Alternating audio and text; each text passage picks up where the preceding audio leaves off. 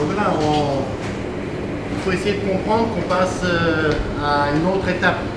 Donc je sais pas si les enfants vont arriver à tous comprendre. Parce que la pâte, étant donné qu'on est obligé de la laisser reposer, on ne saurait pas quoi faire.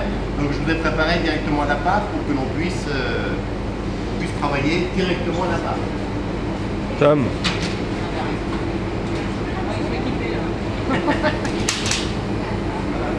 J'ai une grande règle. Vous n'avez pas des grandes règles comme ça, quoi.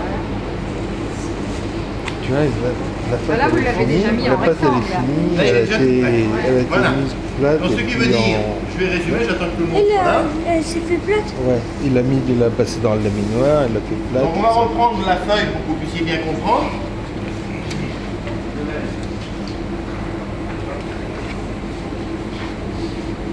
Ça se suit, hein, c'est là. Là, pour la pétrie, astuce, t'as pas de préparer la veille. Alors quand je reprends le début de la recette, donc le pétrissage de la pâte, pétrir la farine, le sel, le sucre, la levure, le lait tempéré pendant 5 minutes, bien serrer la pâte en boule, l'envelopper d'un plastique et la laisser lever 30 minutes à température ambiante. Donc là pour l'instant, c'est fait. Voilà. Enfin, donc la mettre au froid pendant 1 heure. Donc ensuite on la mettra au froid pendant 1 heure pour qu'elle soit bien froide pour pouvoir recevoir la pâte. Donc quand la pâte sera bien froide tout à l'heure, donc on va procéder au beurrage et tourrage de la pâte avec le rouleau à pâtisserie, donner une forme carrée à la pâte. Donc la pâte que nous avons, on lui donnera une forme carrée qui fait 20 cm de côté. Et on va faire une plaquette de beurre. Donc les 150 g de beurre, 150 ou 160, 150 g de beurre. Donc le beurre sec, donc c'est un beurre qui est assez particulier. C'est un beurre quand même qui a une consistance très ferme. C'est-à-dire qu'en fait, parmi les beurres qui viennent dans le commerce, par exemple, vous avez du beurre plaquette que vous achetez, du traditionnel, il a la particularité d'être relativement mou. Donc il faut essayer de trouver des beurres qui contiennent 82% de matière grasse. 82, c'est marqué dessus? Oh bah oui, de toute façon, tous les beurres, pour avoir l'appellation beurre, nous sommes obligés d'avoir 82% de matière grasse. Pour avoir l'appellation beurre. Sinon, ça devient des beurres allégés après. Voilà. Donc, alors beurre doux, ça veut dire que c'est pour éviter de confondre avec le beurre de micelle. Ah d'accord, donc c'est pas une histoire de... Voilà, du tout. C'est une histoire de... Alors bien sûr, généralement, toutes les plaquettes sont toujours quand même des beurres quand même assez souples, assez doux. Alors bien sûr, nous travaillons avec des professionnels. Donc par exemple, nous, c'est Bonin, qui se trouve dans la zone industrielle de Orme, maintenant, ou zone artisanale, je ne sais plus. Donc zone artisanale de Orme, ils étaient à Ingré avant, maintenant ils sont à Orme. Donc bien sûr, ils vendent du beurre. Et je ne sais pas si le détail aussi par kilo. Ah, 10 kilos. Il va falloir que vous fassiez une centrale d'achat, madame. Il va falloir faire une centrale d'achat, puis après vous achetez 10 kilos. Tu iras à Blois chercher du... Voilà, c'est ça un peu le problème. Alors je ne sais pas, par contre, chez la Varenne, sous les Halles, ils vendent par 10 kilos aussi la Varenne. Non. Ah oui. Et donc madame a déjà fait pas mal de stages ici. à Blois, là.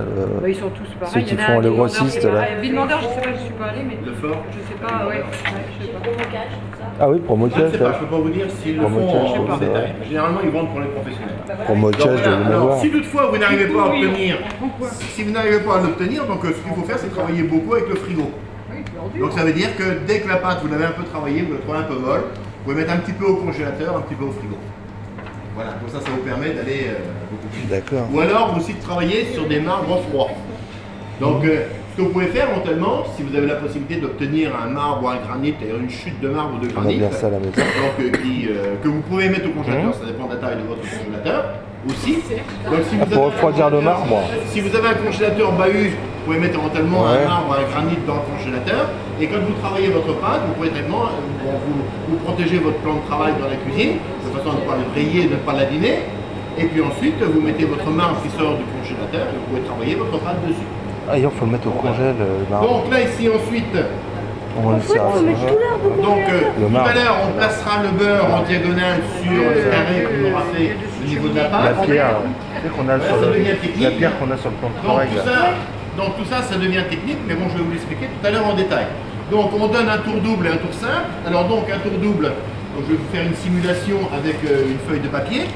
Donc lorsque on a la pâte que l'on a étalée, donc un tour double, donc ça veut dire que vous pliez en 4. Je vais vous faire une simulation comme ça. Voilà. Donc ça c'est un tour double. Voilà, vous avez vu. Donc ça c'est un tour double. Hein. Voilà comment je plie. Donc je plie la pâte au milieu et après je replie cette partie là. Ça s'appelle un tour double. Et autrement, vous avez le tour simple, donc c'est un pliage en 3. Voilà. Ça, c'est un tour simple. Donc, on peut donner un tour double et un tour simple, ou on peut donner 2 tours doubles, peu importe. Ça ne change pas grand-chose. Donc, voilà, ici, je vais donner 2 tours doubles. Donc, je le déplie. Je peux vous le déplier, celui-ci. Ah, vous pouvez le déplier, Si toutefois, c'est je pas peux collé. le déplier. C'est pas collé. C'est pas le truc. Tu l'as, il est pas collé. Voilà, vous avez vu? Donc là, j'ai le tour double, là. Ça fait un livre. Ouais, vu? c'est ça. 2 tours Le avant tour de- double. Voilà, j'ai donné 2 tours. Donc là, ici, on arrive à la fin des tours. Maintenant, il n'y a plus qu'à travailler. Et une fois que vous avez fait le premier tour, Oui, Voilà, on laisse rétale. reposer. On laisse reposer. D'ailleurs, c'est ce que je oui, dis. J'ai dû vous l'indiquer, hein, non, mais pas de problème. Voilà, et on la Donc, rétale. laissez reposer, refroidir le projecteur pendant 1 heure. Tournez le bâton d'un quart de tour. D'accord. Ah Donc, oui. je le farine. Voilà. Je tourne. Donc, quand on a fini le premier tour, on tourne le bâton d'un quart de tour pour avoir le pli sur sa droite. Et ensuite, on l'étale à nouveau pour le plier ensuite. D'accord. Voilà. Et c'est le principe, donc ça c'est une pâte à croissant par chocolat, et c'est le principe du feuilletage, de la pâte feuilletée. C'est exactement comme ça aussi que l'on fait. Sauf que pour la pâte feuilletée, on donne 5 tours simples. 5 tours simples, comme celui-ci. Ah, je fais bien filmer. Hein. D'accord? Et toujours avec des temps de repos. Voilà. Vous pourrez voir tout ça. Bien. Alors, dans ce bâton, donc, quand il sera, donc vous repartirez avec votre bâton soit à 1 tour ou 2 tours, peu importe, selon le temps que l'on aura, vous donnerez le dernier tour chez vous. Cette pâte, vous pouvez la mettre au frigo et puis préparer vos croissants, par exemple, vos croissants au pain au chocolat pour demain. Sinon, vous pouvez très bien aussi faire des croissants et vous les mettez au congélateur cru. Aussi. Et comme ça, pour dans les jours, par exemple, ben, vous pourrez sortir les croissants le samedi soir que vous mettez sur une feuille de papier cuisson, sur le lèche-frite, et puis vous les laissez pousser tranquillement au frigo. Et puis le matin, avant de prendre le petit déjeuner, donc les croissants, s'ils sont poussés, on vous donne un petit coup de et après on les met au four. Voilà. Bien. Alors donc maintenant, lorsqu'on arrive au niveau des tours, les tours sont terminés, donc là il y a 2 tours. Donc on passe maintenant au détaillage. Donc je tourne la page. Donc étaler la pâte de 17 cm de largeur. Donc là ici mon pli il est devant moi. 17 cm. Donc il faut que je sois à 17 cm. Donc là ici je suis à 17, 18, donc voilà. Donc là, le beurre, il est déjà dedans. Ah oui, oui, oui. Voilà. Donc Ah, c'est bah, déjà je beurré laisse- et touré déjà. Ah hein. bah oui, mais j'ai... Oui, oui, d'accord. C'est déjà beurré et D'accord, touré d'accord, déjà. Hein. d'accord. Vous avez vu? Donc ça veut dire que là D'accord. ici, je saute directement le pain pour pouvoir travailler les croissants et les pains au chocolat. Parce que la pâte elle est là-bas, je peux pas travailler. Donc là ici j'ai pris d'avance. Comme on hein. n'avait pas vu que le beurre D'accord. était, je savais pas si le beurre était dedans. Voilà, tout est fait, c'est beurré. Donc vous voyez, c'est beurré et touré. Et vous avez mis le beurre en entier ou en petits morceaux? Non, non, comme je vous ai expliqué tout à l'heure, au carré. Et ça, on va pouvoir le Au voir carré. à la fin, là. Oui, avec votre pâte. Je vais vous la faire voir avec votre pâte. Comme ça, je vais repartir avec la pâte beurrée. Voilà, tout à fait. Donc en fait compte, là ici, j'ai brûlé quelques étapes hein, pour aller plus vite, pour pouvoir vous faire voir, pour que je puisse faire les croissants et les pains au chocolat, et puis ensuite que je puisse les faire lever et les faire cuire. Vous comprenez? Voilà. Donc là maintenant, je suis à 17 de largeur ici. D'accord? Donc là ici j'ai pris ma grande règle, mais bon, je n'ai pas de petite règle, mais c'est pas grave. Donc vous avez vu là, je suis à 17, 18. Hein. Voilà. Donc maintenant, je vais l'allonger ma pâte. Donc surtout veillez à avoir un bâton qui soit bien régulier. Donc le pli, pour allonger, le pli est sur votre droite. Ici. Ici, toujours, hein, quand vous l'allongez. Parce qu'en fait compte, pourquoi je dis toujours? Parce qu'à partir du moment que vous avez repli, donc vous avez allongé dans ce sens-là, vous voyez, vous l'allongez dans ce sens-là. Elle est allongée. Vous la repliez comme ça. Voilà. Si je l'allonge toujours dans ce sens-là, je vais toujours la travailler dans le même sens. Et quand je retourne d'un quart de tour, je la retravaille dans l'autre sens. Donc là, on l'a réélargi. Là ici, elle est déjà large. Elle Non, fait mais déjà... là, quand vous êtes comme Ah ça. ben là ici, c'est là parce que c'est un petit modèle là. Donc j'élargis un petit peu. Oui, mais quand vous allez. Là, vous dites, on la retourne, on réétale. Oui, on l'étale, oui. Mais quand vous l'étalez, elle garde. Ah ben elle garde cette largeur, oui, tout à fait. Donc elle D'accord. est déjà à 17 cm. Alors donc, le fait de 17 cm, c'est pour le détaillage. C'est pas pour donner des tours. C'est pour le détaillage, pour pouvoir faire les croissants et les pains au chocolat.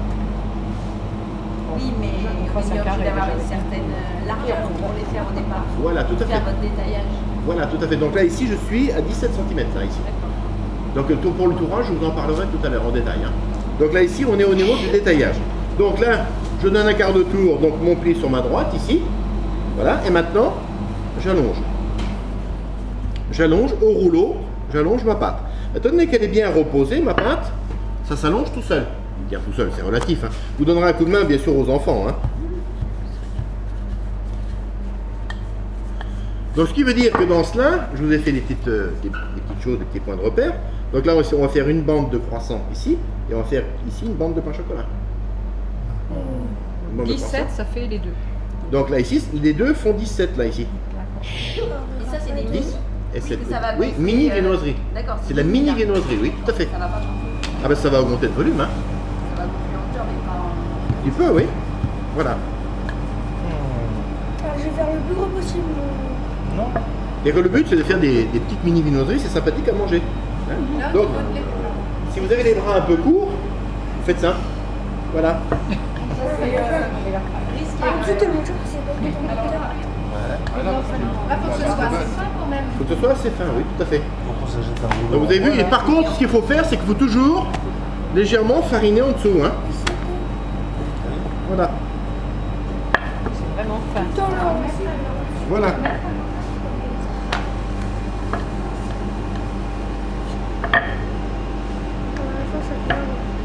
Vous voyez, quand on a un pli comme ça, ça veut dire qu'il n'y a pas de farine. Vous avez vu? Là, ici, il n'y a pas assez de farine, ça plisse. Voilà. Et là, maintenant, ça ne va pas plisser. Donc là, j'étale. Voilà. Maintenant, je la retourne. Il faut de la place quand même. Oui, oui, mais bon, si vous le voulez, vous pourrez la couper en deux. Hein. C'est pas grave. Hein. Non, on peut pas. Voilà. Ensuite.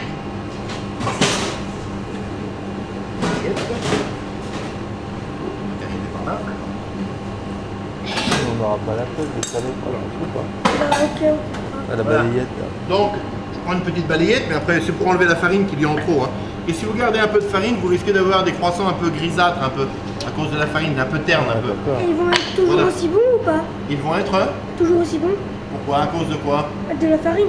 De la farine, c'est pas une question de goût, c'est une question d'aspect. Ok. Voilà. C'est trop moins joli. Ils sont un peu gris. Un peu. Ouais. Oui, c'est Voilà, pas joli, donc. un truc gris. Hein. Ouais. Voilà, je coupe. Vous voyez, je coupe toujours la même Ah, t'as vu, dimension. la moitié là comme ça. Voilà. Et pour la ligne de C'est lourd, c'est pas grave. Donc le point de repère, vous avez vu au niveau des croissants, donc là, le point de repère il est là, et vous taillez les croissants de la dimension du point de repère que je vous ai donné. Pas mal. Pas mal. Ils vont essayer de le faire, ils ont besoin du repère. Comment? C'est là, on sent professionnel. Non mais c'est normal. Heureusement, On va le garder. Voilà. Je pense qu'on va le garder. Vous garderez le gabarit. Oui, oui. Bien sûr. Ah oui, oui, comment oui. Bien sûr. Bien sûr. C'est cadeau. Voilà. Tiens. Ah, le dernier, il s'en sert quoi? Non, c'est le cadeau du. C'est pour lui. Ah bah, le justement. dernier, on peut toujours les faire un. Pour faire voir ce qu'il reste. Toujours le. Donc là, faire des pains au chocolat. Donc on peut les tailler un tout petit peu plus grand, si on veut. Ah bah oui, c'est les mini, hein. C'est la mini viennoiserie, hein. Maintenant, Et les ils sont- gros, c'est pareil, quoi, c'est en double. Ah bah le gros, c'est le principe, c'est le même principe, hein. Par exemple, un gros croissant, on les fait à 24 de long. D'accord. Il y a des normes. Enfin, il y a des... Non, des croissants normaux, on va dire. Non, mais je veux dire, il y a une taille. Voilà. Voilà, c'est ça. De toute façon, standard, ça fait 70-80 grammes. Alors, la pâte qui vous reste, éventuellement, vous faites ça. La pâte qu'il vous reste. Un peu de fromage. Ah, Non, c'est pour éviter de... Oui, je les mets directement dedans comme ça. D'accord. Voilà. Tout de suite, les gourmands. Ouais, non, il faut- Vous avez vu, ça ne se verra pas avec le bâton de chocolat. On se prend ça à l'apéro, juste à mettre. tu vois, donc chocolat. Pas se tromper, pas mettre du brouillard avec du voilà. chocolat. Vous ne pourrez pas les remélanger et... Si vous les remélanger, vous allez corser la pâte et vous allez abîmer les feuillets qu'on a donnés lorsque l'on a donné les tours. Parce qu'en fin de compte, le croissant, il faut qu'il soit quand même un peu feuilleté. Voilà. Hein. Voilà, donc, les pains au chocolat, donc, les petits bâtons de chocolat, donc nous, on en a directement de tout fait.